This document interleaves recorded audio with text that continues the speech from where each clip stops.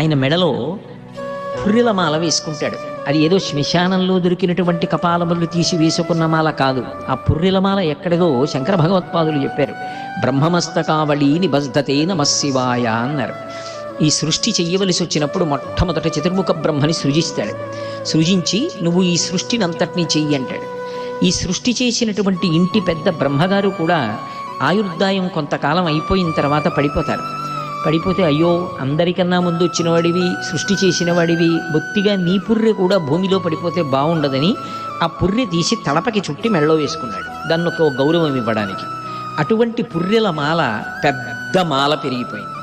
అంత పెద్ద మాల అయిపోయింది, కానీ ఆయన మాత్రం ఆ మాల పెరుగుతోంది, ఆయన అలాగే ఉన్నాడు. అంటే ఇంతమంది బ్రహ్మలు వెళ్ళిపోయారు, ఇన్ని మాటలు సృష్టి వెళ్ళిపోయింది, కానీ శివుడు మాత్రం అలాగే ఉన్నాడు. అంటే ఆయన కాలాతీతుడు, కాలమును పడగొట్టగలిగిన వాడు.